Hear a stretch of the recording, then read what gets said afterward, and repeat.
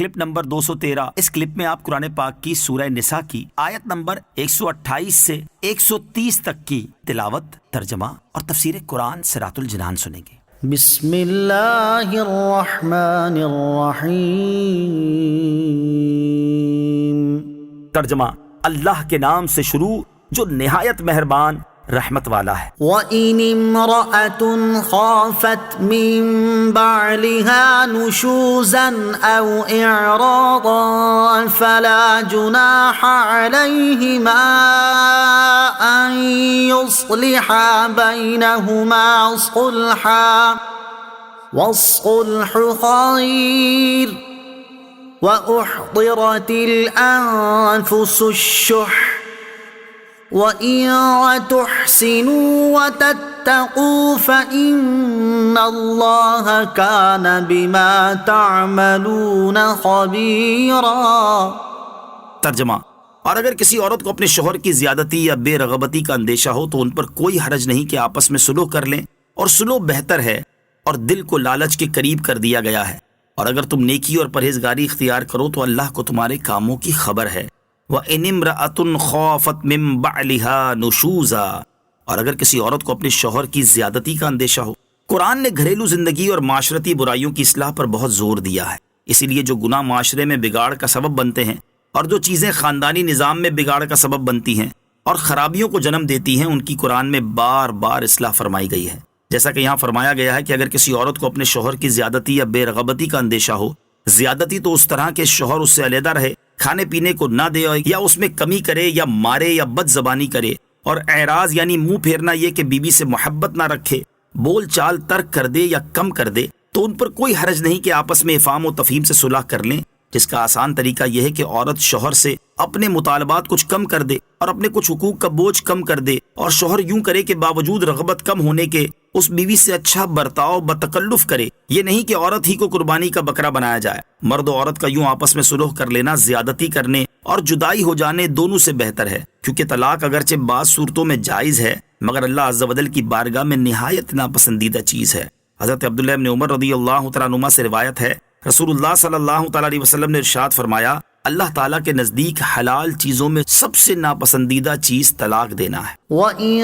تُحْسِنُوا، اور اگر تم نیکی کرو، یہاں بطور خاص عورتوں کے حوالے سے فرمایا گیا کہ اے مردوں، اگر تم نیکی اور خوف خدا اختیار کرو اور نام مرغوب ہونے کے باوجود اپنی موجودہ عورتوں پر صبر کرو اور ان کے ساتھ اچھا برتاؤ کرو اور انہیں ایذا اور رنج دینے سے اور جھگڑا پیدا کرنے والی باتوں سے بچتے رہو اور ان کے ساتھ زندگی گزارنے میں نیک سلوک کرو، اور یہ جانتے رہو کہ وہ تمہارے پاس امانتیں ہیں، اور یہ جان کر حسن سلوک کرتے رہو تو اللہ عز و جل تمہیں تمہارے اعمال کی جزا دے گا۔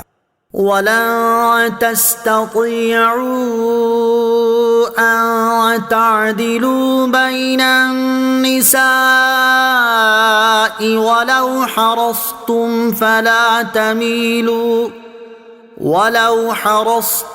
فَلَا تَمِيلُوا كُلَّ الْمَيْلِ فَتَذَرُوهَا كَالْمُعَلَّقَةِ وَإِن تُصْلِحُوا وَتَتَّقُوا فَإِنَّ اللَّهَ كَانَ غَفُورًا رَحِيمًا۔ ترجمہ، اور تم سے ہرگز نہ ہو سکے گا کہ عورتوں کو برابر رکھو، اگرچہ تم کتنی ہی اس کی حرص کرو تو یہ نہ کرو کہ ایک ہی بیوی کی طرف پورے جھک جاؤ اور دوسری لٹکتی ہوئی چھوڑ دو، اور اگر تم نیکی اور پرہیزگاری اختیار کرو تو بے شک اللہ بخشنے والا مہربان ہے۔ وَلَن تَسْتَطِيعُوا أَن تَعْدِلُوا بَيْنَ النِّسَاءِ، اور تم سے ہرگز نہ ہو سکے گا کہ عورتوں کو برابر رکھو، یعنی اگر تمہاری ایک سے زیادہ بیویاں ہوں تو یہ تمہاری قدرت میں نہیں کہ ہر چیز میں تم انہیں برابر رکھو، اور کسی چیز میں ایک کو دوسری پر ترجیح نہ ہونے دو، نہ میلان و محبت میں اور نہ خواہش و رغبت میں اور نہ نظر و توجہ میں۔ تم کوشش کر کے یہ تو کر نہیں سکتے، لیکن اگر اتنا تمہاری قدرت میں نہیں ہے اور اس وجہ سے ان تمام پابندیوں کا بوجھ تمہارے اوپر نہیں رکھا گیا، اور قلبی محبت اور طبعی میلان جو تمہارے اختیار میں نہیں ہے اس میں برابری کرنے کا تمہیں حکم نہیں دیا گیا، تو یہ تو نہ کرو کہ ایک ہی بیوی کی طرف پورے جھک جاؤ اور دوسری بیوی کے لازمی حقوق بھی ادا نہ کرو، بلکہ تم پر لازم ہے کہ جہاں تک تمہیں قدرت و اختیار ہے وہاں تک یکساں برتاؤ کرو۔ محبت اختیاری شے نہیں تو بات چیت، حسن اخلاق، کھانے پہننے، پاس رکھنے اور ایسے امور جن میں برابری کرنا اختیار میں ہے، ان امور میں دونوں کے ساتھ ضرور یکساں سلوک کرو۔ وَإِن يَتَفَرَّقَا يُغْنِ اللَّهُ كُلًّا مِّن سَعَتِهِ وَكَانَ اللَّهُ وَاسِعًا حَكِيمًا۔ ترجمہ، اور اگر وہ میاں بیوی دونوں جدا ہو جائیں تو اللہ اپنی وسعت سے ہر ایک کو دوسرے سے بے نیاز کر دے گا، اور اللہ وسعت والا حکمت والا ہے۔ وَإِن يَتَفَرَّقَا،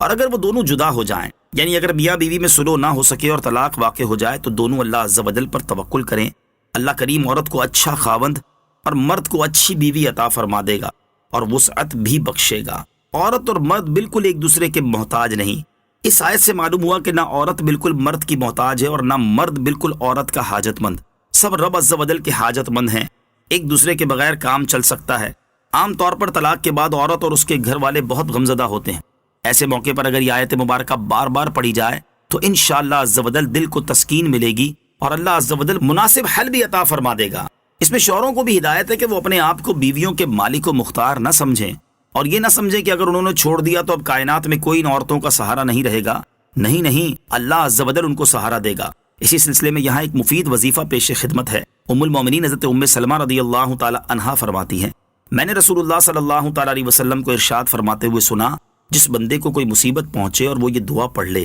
انا للہ و انا الیہ راجعون، اللہم اجرنی فی مصیبتی و اخلف لی خیرا منہا، تو اللہ تعالیٰ اسے مصیبت پر ثواب عطا فرمائے گا اور اس سے بہتر چیز اسے عطا کرے گا۔ فرماتی ہیں جب میرے شوہر حضرت ابو سلمہ رضی اللہ تعالی عنہ کا انتقال ہوا تو میں نے یہی دعا پڑھی، اس کی برکت سے اللہ تعالیٰ نے مجھے ان سے بہترین شوہر یعنی رسول اللہ صلی اللہ تعالی علیہ وسلم عطا فرمایا۔